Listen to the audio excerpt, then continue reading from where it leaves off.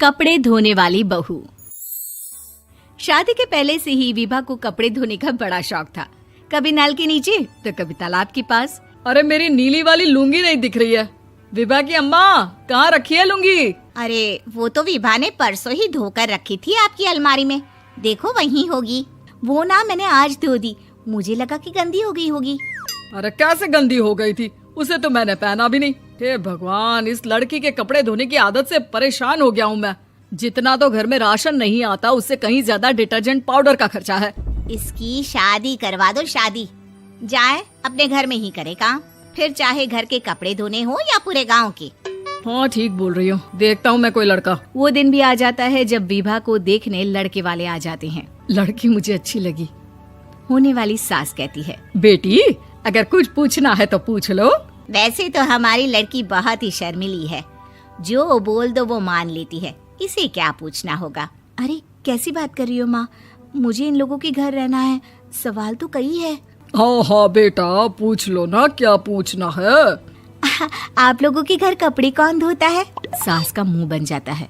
देखो, अगर तुम ये कहना चाहती हो कि तुम्हें कपड़े धोने नहीं आते तो सुन लो, कपड़े मैं ही धोती हूँ, लेकिन तुम्हारे आ जाने के बाद मैं रुमाल तक नहीं धोऊंगी। अरे चुप रहना भाग्यवान, बहू बेचारी घर आई नहीं, उसे डराना शुरू कर दिया। वो क्या है ना बिटिया, अभी तक तो ये कल्लू की माँ ही धोती थी, लेकिन अब तुम्हारे पापा तो दहेज में वॉशिंग मशीन देंगे ही।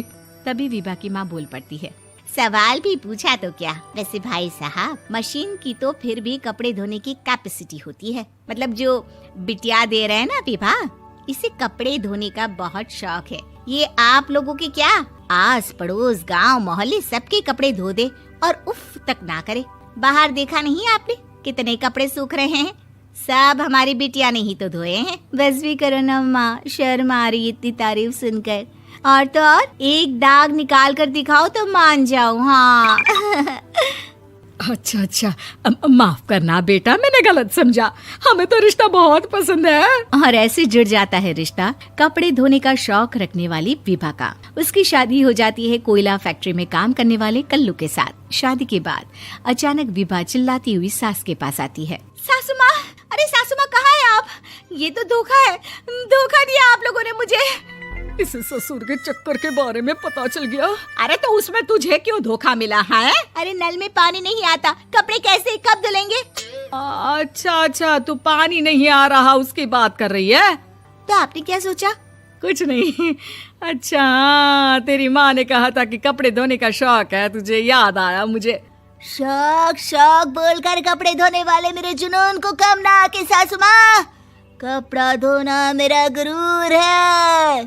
तभी पति भी वहाँ आ जाता है। अभी मैंने इसे सनी देओल की फिल्म दिखाई है, उसी के डायलॉग मार रही है माँ। अच्छा सुन, साफ बता रही हूँ, पानी सुबह 4 से 6 और शाम को 10 से 12 आता है, समझी? विभा टाइमिंग सुनकर हैरान हो जाती है।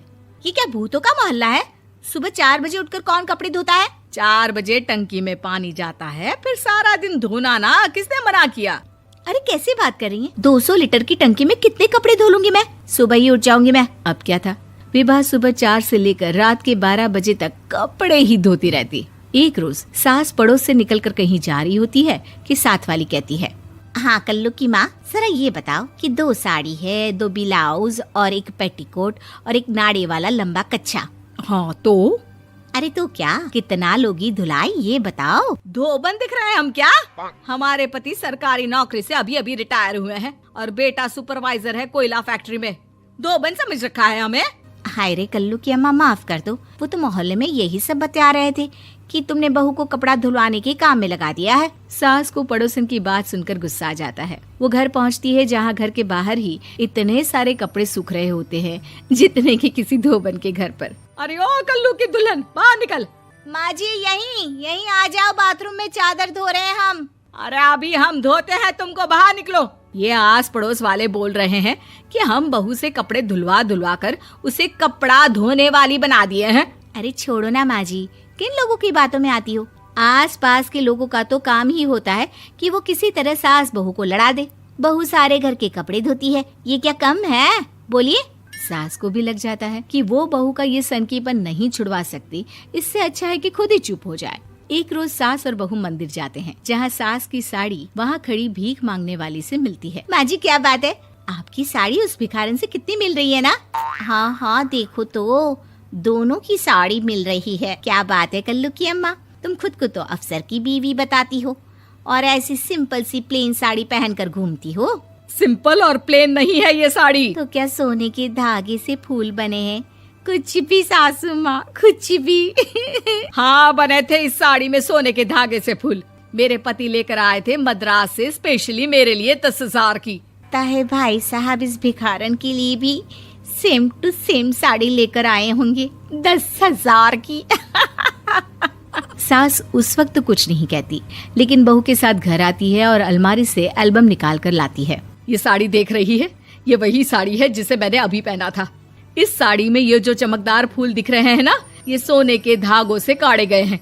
लेकिन तू लोकल वॉशिंग मशीन ब्रश से घिस घिस कर सारे फूलों को निकाल कर साड़ी प्लेन कर दी। मुझे माफ कर दीजिए सासू माँ। और तो और, जब मैंने तुझे तेरी गलती के लिए कुछ नहीं कहा, लेकिन तूने तो सबके सामने मेरा मजाक ही बना दिया। क्यों? बहू को समझ में आ जाता है कि अब से उसका कपड़े धोना बंद।